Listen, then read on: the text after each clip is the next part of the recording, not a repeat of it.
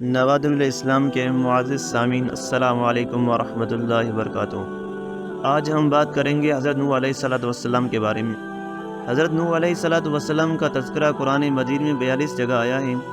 حضرت آدم علیہ السلام کی اولاد دنیا میں خوب بڑی، آہستہ آہستہ یہ خدا کو بھولتے گئے جس نے اسے پیدا کیا تھا اور جو ان کا پالنے والا ہے، اور شیطان کے بہکاوے میں آنے لگے جس نے حضرت آدم علیہ السلام کو جنت سے نکلوا دیا تھا۔ شیطان کے بہکاوے میں آ کر یہ لوگ بتوں اور آگ، سورج وغیرہ کو پوجنے لگے اور ایک خدا کے بجائے مٹی اور پتھر کے بہت سے خداؤں کو ماننے لگے۔ اپنے ہاتھ سے اپنا خدا بناتے اور پھر ان سے مانگتے۔ حالانکہ یہ مٹی اور پتھر کے خدا اپنے لیے کچھ نہ کر سکتے تھے تو ان کے لیے کیا کرتے؟ اللہ میاں نے جو اپنے بندوں سے بڑی محبت رکھتا ہے، اس کو یہ کبھی گوارا نہیں کہ اس کے بندے شیطان کے بہکاوے میں آ کر اللہ کے علاوہ کسی اور کی عبادت کرنے لگیں اور اس کی سزا میں مرنے کے بعد دوزخ میں جلیں۔ اللہ پاک نے حضرت نوح علیہ السلام کو اپنا نبی بنا کر بھیجا۔ اس زمانے میں لوگوں کی عمریں بہت بڑی بڑی ہوتی تھیں۔ حضرت نوح علیہ السلام 950 سال تک اپنی قوم میں واز کرتے رہے کہ اے لوگوں، صرف ایک اللہ کی عبادت کرو اور میرا کہا مانو، وہ تمہارے گناہ بخش دے گا۔ لیکن لوگوں نے حضرت نوح علیہ السلام کی باتوں کو نہ مانا اور اپنے کانوں میں انگلیاں دے لیں اور کپڑے اوڑھ لیے تاکہ حضرت نوح علیہ السلام کی آواز کانوں تک نہ پہنچے۔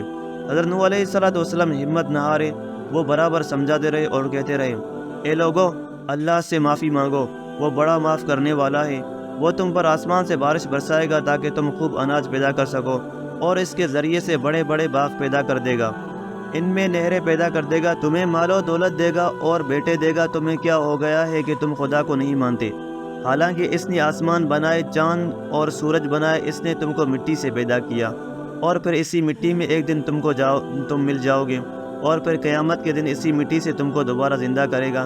لیکن لوگوں نے اپنے بتوں کو نہیں چھوڑا اور حضرت نوح علیہ السلام سے کہنے لگے، ہم اپنے بتوں کو ہرگز نہ چھوڑیں گے، اور ہم تو تم کو اپنے جیسا آدمی نہیں دیکھتے ہیں، اور تمہارا کہنا بھی صرف چند غریب لوگوں نے مانا، اور ہم تو تم کو جھوٹا سمجھتے ہیں۔ حضرت نوح علیہ السلام نے کہا، اے میری قوم، میں تم کو جو نصیحت کرتا ہوں اس کے بدلے میں تم سے کوئی مال و دولت نہیں چاہتا، اور جو غریب آدمی مسلمان ہوئے ہیں اور اللہ پر ایمان لائے ہیں، ان کو میں اپنے پاس تمہارے کہنے سے نہیں نکالوں گا۔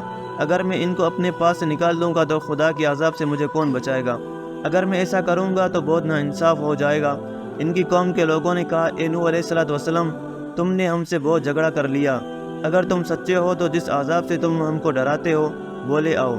حضرت نوح علیہ السلام نے کہا کہ جب اللہ پاک چاہیں گے تو عذاب لے آئیں گے۔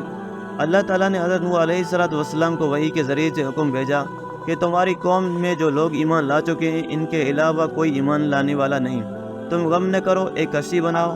حضرت نوح علیہ السلام نے خدا کے حکم کے مطابق کشتی بنانا شروع کی، تو جب ان کی قوم کے سردار ان کے پاس سے گزرتے تو ان کو کشتی بناتے ہوئے دیکھتے تو ان کا مذاق اڑاتے۔ حضرت نوح علیہ السلام ان کے مذاق کے جواب میں کہتے کہ آج مذاق کر لو، جب تمہارے اوپر عذاب آئے گا تو اس وقت ہم تمہارا مذاق اڑائیں گے۔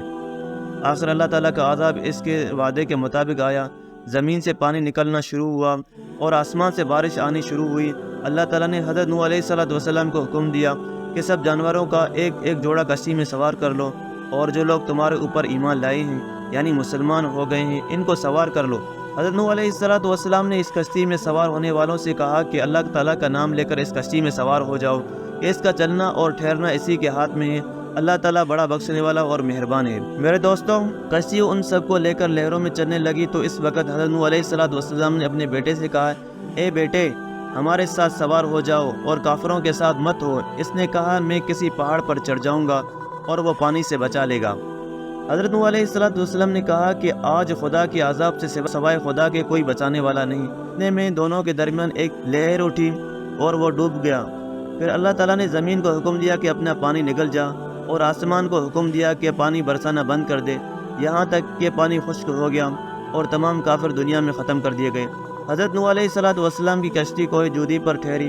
حضرت نوح علیہ السلام نے اپنے پروردگار سے عرض کیا، اے میرے رب، میرا بیٹا بھی میرے گھر والوں میں سے ہے اور آپ کا وعدہ سچا ہے۔ یعنی حضرت نوح علیہ السلام کا مطلب تھا کہ اے اللہ تعالیٰ، آپ نے وعدہ فرمایا تھا کہ تیرے گھر والوں کو اس طوفان سے بچا لوں گا، پھر میرا بیٹا کیوں ڈوبا؟ تو خدا تعالیٰ نے فرمایا کہ اے نوح، تیرا بیٹا تیرے گھر والوں میں سے نہیں تھا کیونکہ اس کے عمل اچھے نہیں تھے۔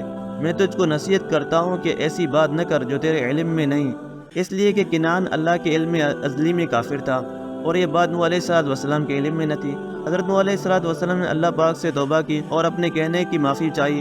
اللہ پاک نے ان کو معاف کر دیا اور حکم دیا کہ اے نوح، ہماری طرف سے سلامتی اور برکت کے ساتھ اتر۔